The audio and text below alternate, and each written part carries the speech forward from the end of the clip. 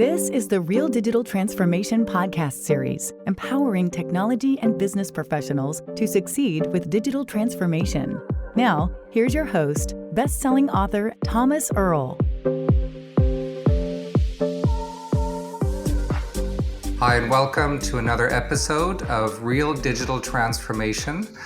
I'm your host, Thomas Earl, and I have with me today Eric Barten, former IoT architect with T-Mobile and currently technology architect with Post Netherlands.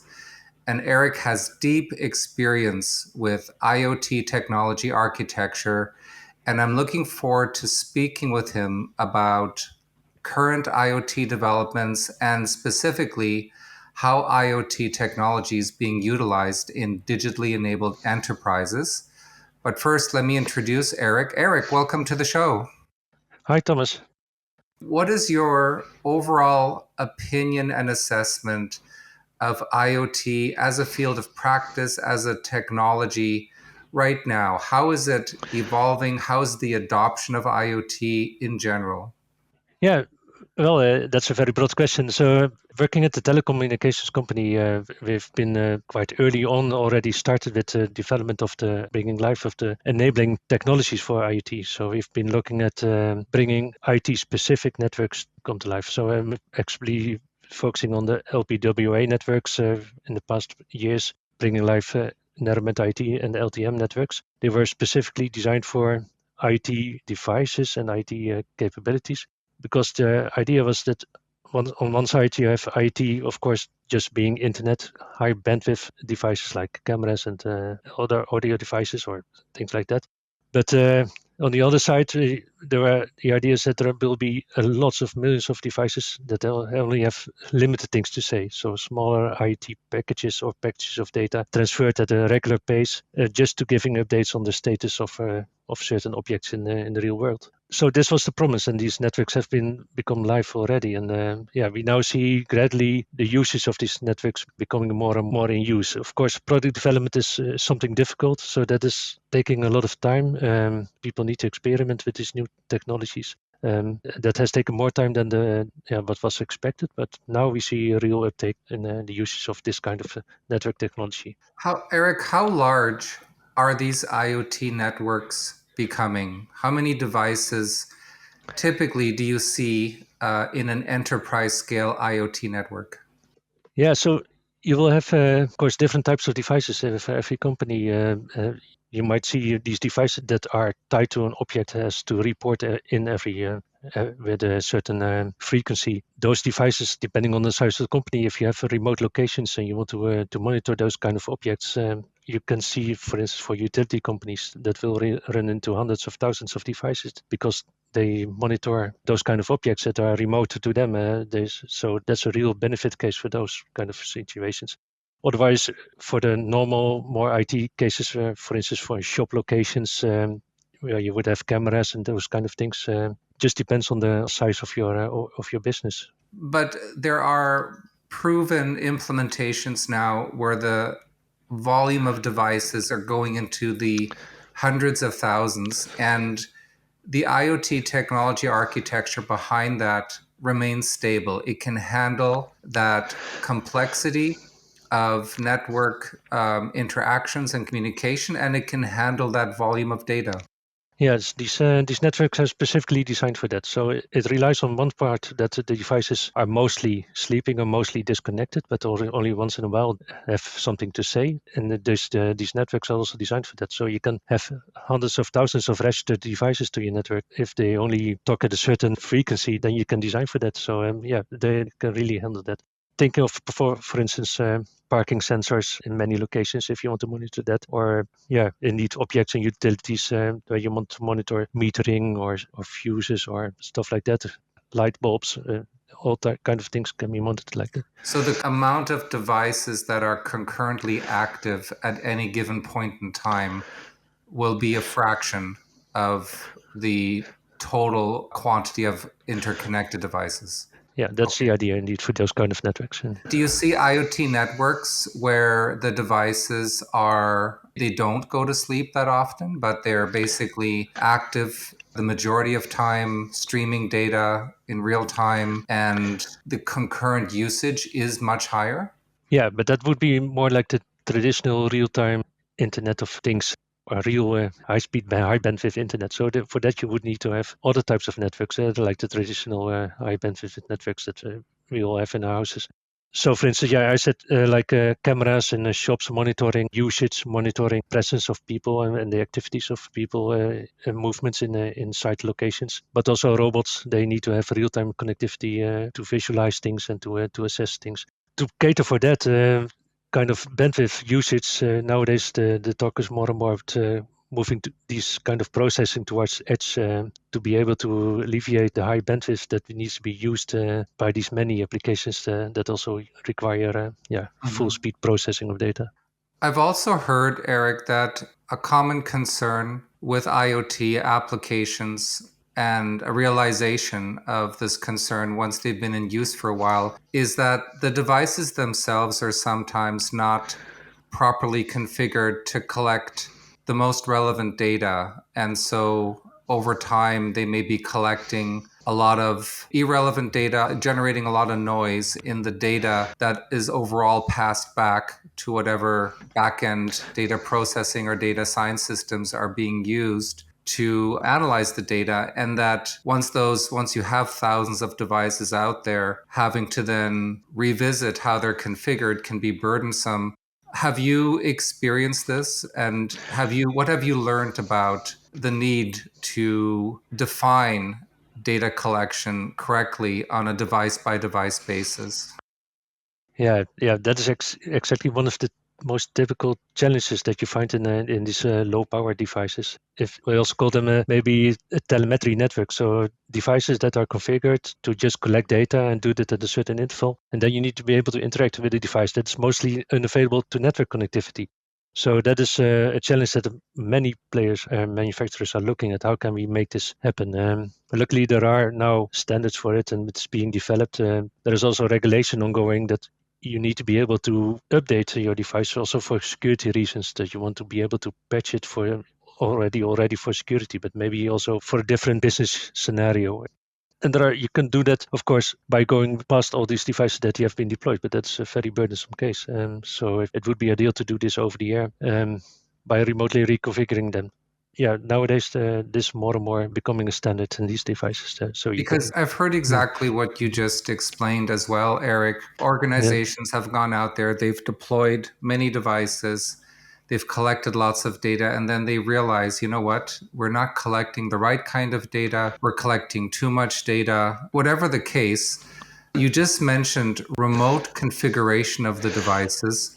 How common is that now? If I built an IoT application a year ago with 1,000 devices, and I realize I should have deployed them or configured them differently, will those devices likely support remote configuration, or is that something more recent?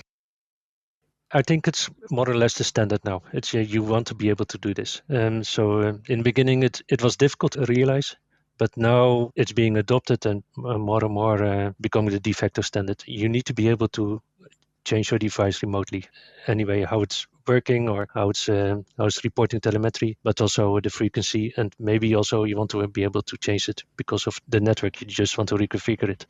So if I'm an IoT network administrator, I would have like a dashboard and access to all the deployed devices, and I can then just individually go in there and determine how much data they collect, what data they collect, and so on. Yes. Not individually, you would have a device management application or a dashboard indeed, where you can change devices, and you would do that in batches. I would say you can schedule these things to update devices in batches. You cannot overload the network because it's just a very narrow band network, so you cannot overload it with all these updates at once, but you can schedule it for devices, and these kind of platforms allow you to do that.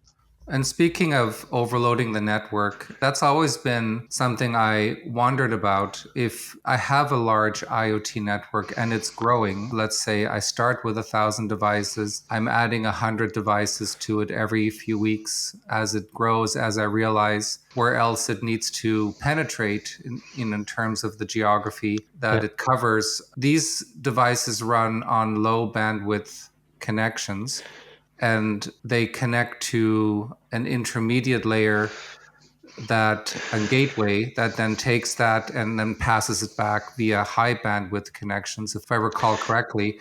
And so how much data are we processing these days with these networks? And a second part to that question is, if you're limited to a low bandwidth network, but you have a sensor that needs to collect a lot of data in real time, what do you do if the low bandwidth network is insufficient? Do you just upgrade it to a high bandwidth network and just give it new batteries every day? Or how would you manage that? Yeah, and in that scenario, I think you would need to select another network. Indeed, you would have set your low bandwidth devices up separate from your high bandwidth devices. And for both, you would need to provide a network. The growing number of devices and the growing usage of your network can also be managed. You need to monitor that. Either you deploy your own network. If it's a private network for a low power wide area network, you can manage that by adding more gateways, also these intermediary layers, which you talked about. You need to provide a different mode of connectivity. And that could also be a wired or wireless connectivity. But nowadays, even the wireless connectivity is getting more and more bandwidth. If you look at the 5G new network types, you can scale them out as much as you like. So for a 5G network, contemporary IoT application, let's say 100 devices, would it be common for them to be transmitting terabytes of data on a regular basis? It would be something you need to design your network for. But you can build. That is why typically these new network types, the 5G network types, whether it's private or you hire it from somebody, you need to configure specifically your use case for it. It can be done, and then it needs to be designed. You can reserve certain bandwidth for your application, even if it's a high, like terabyte bandwidth. You need to design your individual use case and deploy the network for that. And that can be done fixed or wireless. Earlier you referenced business scenarios, and we've heard of the smart cities and the smart consumer technology that utilizes IoT.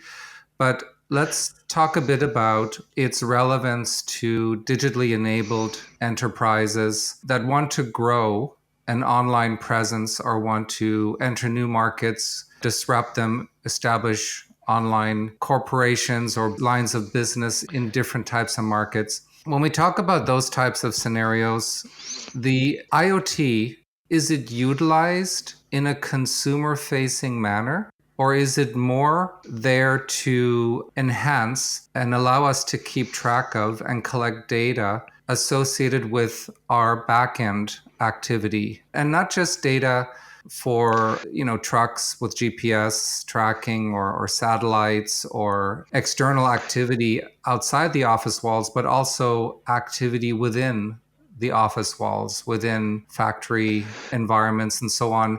From a pure business perspective, a digital business perspective, how have you seen IoT being utilized successfully, and how would you explain its relevance to those adopting digital business technology specifically?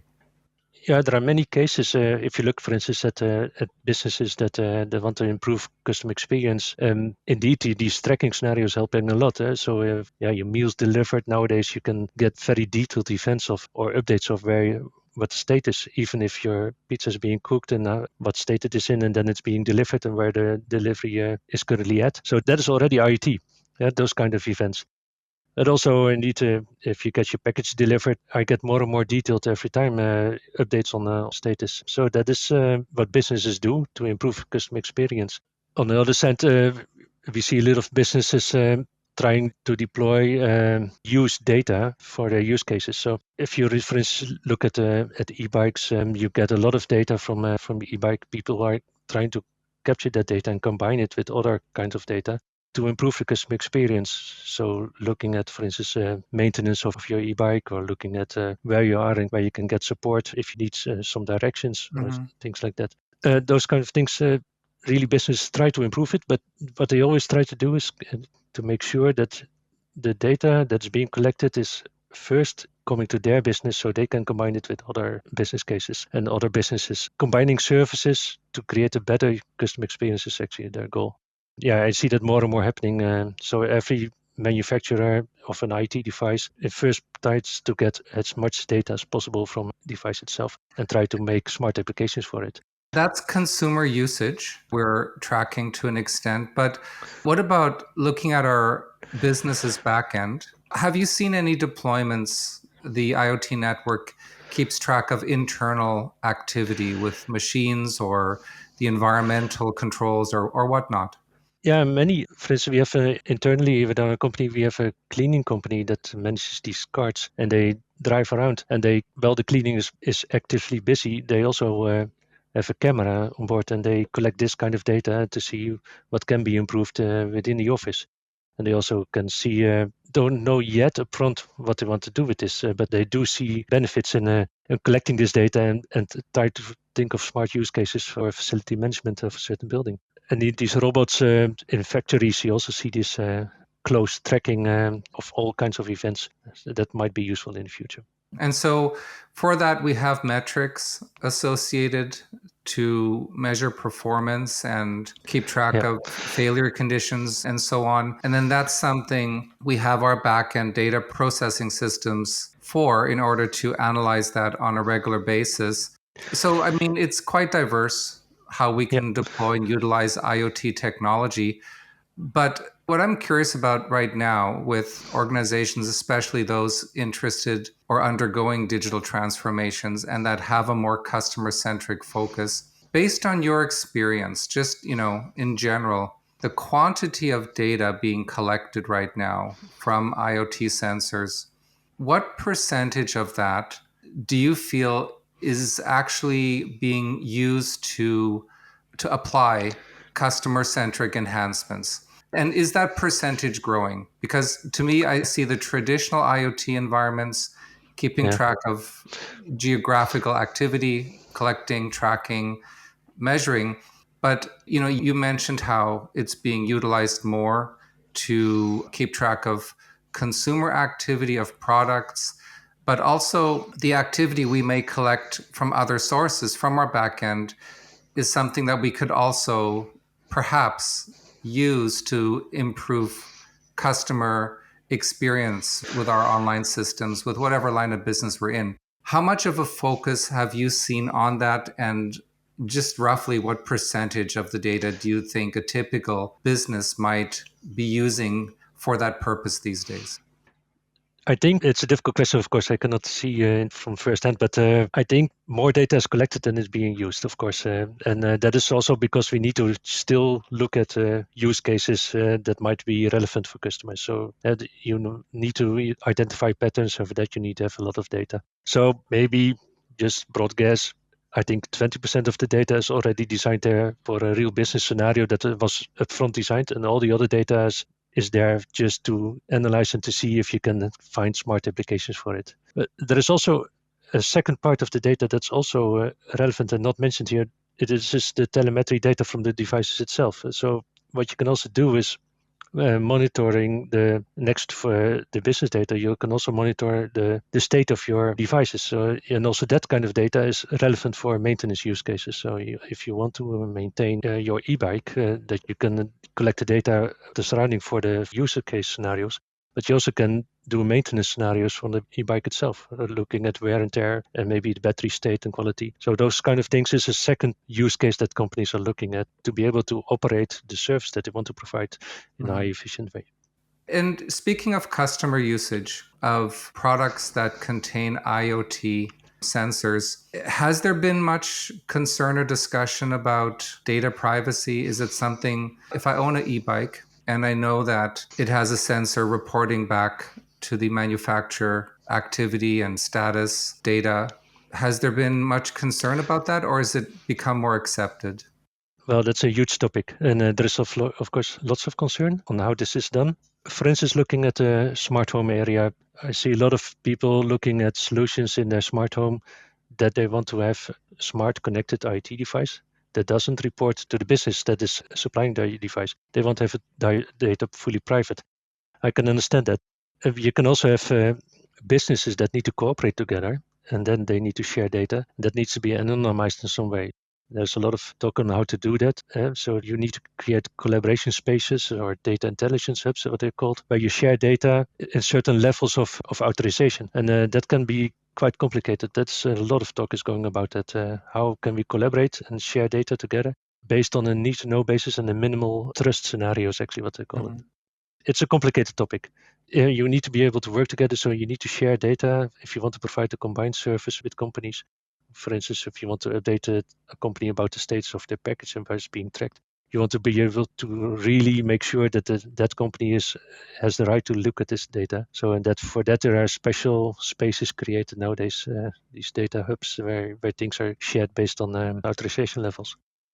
Before we conclude, Eric, last question. Based on what you've seen and based on what you see now as it develops, where is IoT going as a technology? I know it has its flaws. There are issues with battery life, sometimes with low bandwidth, with the reliability of the connections, with the complexity that an IoT network can evolve into. And I think there are standards issues, which we didn't talk about, but it's not as regulated as it could be from a technology perspective. But some of those things may be more or less important to different businesses wanting to use IoT. But where do you see it going now? How do you see it evolving over the next 2-3 years? What do you see as the main drivers or concerns that need to be addressed to make it more reliable and more prominent in IT? Yeah, so I think IoT is here to stay. So it's a development that will keep on growing. You might think of cases that are not very beneficial to you, but still more and more things get connected. For instance, if in your smart home, if my washing machine or my dishwasher, they report back to the company, but they also report partly back to me if things are ready. And these kind of use cases might be silly in the beginning, but I see that it is very relevant for the companies to maintain a certain level of service. And also I see IT is becoming common. So more and more things will be connected and will be an ongoing business. I think that will not stop, and then we will get almost everything connected, and where will be the end? So everything can be seen, everything can be monitored, all things can be tracked and remotely monitored and managed. So from an adoption perspective, you see it growing. How about from a infrastructure perspective? Do you see new developments that will enhance how IoT applications can be built, improvements to their technology architecture, new standards or new types of devices that might make it overall more effective and powerful?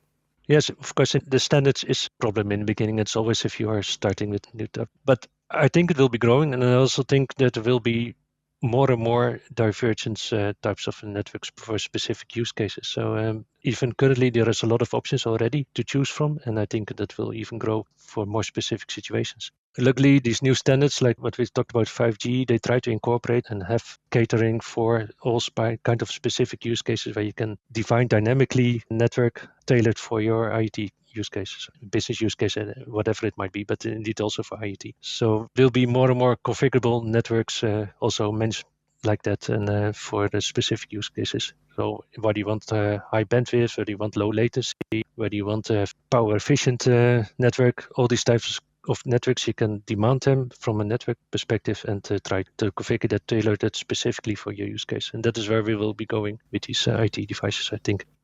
Great, Eric. Thank you so much. This has been really interesting. And it's something that I feel a lot of organizations still need to gain a better understanding of for how it might apply to their business.